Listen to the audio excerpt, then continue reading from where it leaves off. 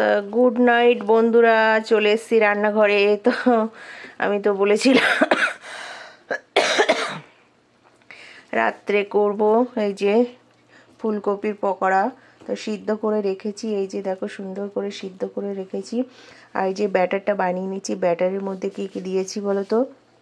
বেসন দিয়েছি, একটু চালের গুঁড়ো দিয়েছি, খাওয়ার সোডা দিয়েছি, একটু হালকা করে তোমার আদা রসুনের পেস্ট দিয়েছি, তারপরে কাঁচা লঙ্কা দিয়েছি, শুকনো লঙ্কা দেয়নি, হালকা চিনি, নুন, ব্যাস। তো এরকম ভালো করে এটাকে ফাটিয়ে নিচ্ছি। আর এদিকে বসিয়ে দিয়েছি ভাত, গরম হয়ে গেছে আমার, কড়াইতে তেল বসিয়ে দিয়েছি। আর এদিকে ডাল হচ্ছে।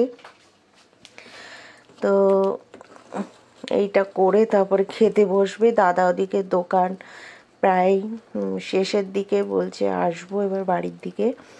তো আমি এই ব্যাটারটা সুন্দর করে করে নিচ্ছি। এবার একটা একটা করে দেখো তেলও মোটামুটি গরম হয়ে গেছে। তো এবার ব্যাটারটা এই তেল কড়ার ইয়ের মধ্যে একটা একটা করে দিয়ে দেবো।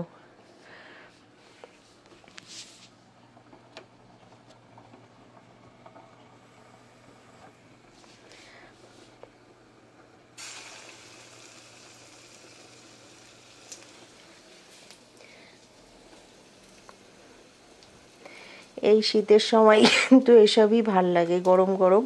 আর একটু কড়া ঠান্ডা হলে বেশি ভালো লাগতো। তো যাই হোক, আজকে করছি। তো এবছরে কে কে খেয়েছো ফুলকপি? এতে একটু তো কালো জিরে দেওয়ার দরকার ছিল গো। তো ঠিক আছে, এর মধ্যে একটু কালো জিরে দিয়ে নিই।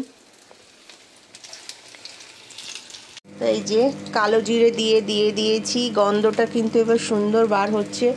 আর দেখো কত সুন্দর ফুলেছে। দারুণ ফুলেছে গো। একটু খাবার সোডা দিয়েছি তো কত বড় হয়েছে, দেখেছো তো?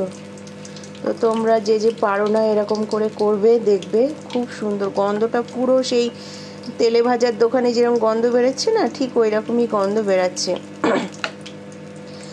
তো আমি এইভাবে করছি, তোমরা কে কেমনভাবে করো প্লিজ কমেন্ট করে জানাবে আমাকে। এই শীতের দিনে একটু ভাজাভুজি কিন্তু বেশি টেস্ট লাগে ডালের পাতে। ধনে পাতা থাকলে ধনে পাতার চপ, তারপরে কি বলে হেলাঞ্চা শাক। ওই যে ইসে গেছিলাম না মায়াপুরে, তো ওখানে দেখছিলাম বিক্রি হচ্ছিল, বাপ রে বাপ, একটা একটা 12 টাকা পিস। সাধারণত আমাদের কলকাতার মতোই কিন্তু, বাট ওই রকমই দাম নিচ্ছিল। তো টাটা।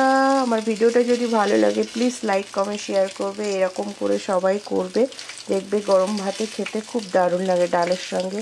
আমার এই যে ডাল, দাদা ডাল রান্না করে দিয়েছিল।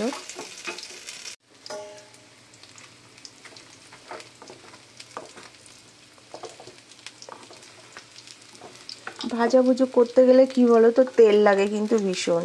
কতটা তেল দিয়েছি দেখো, তেলটা খেয়ে নিয়েছি। তো যাই হোক, বছরে 1-2 বার খেতে গেলে তো তেল লাগবেই বলো। আমি একটু তেল না কম খরচা করি, কিন্তু দাদা আবার ভীষণ ভালোবাসে তেলে ডুবিয়ে রান্না করতে, তেলে করতে।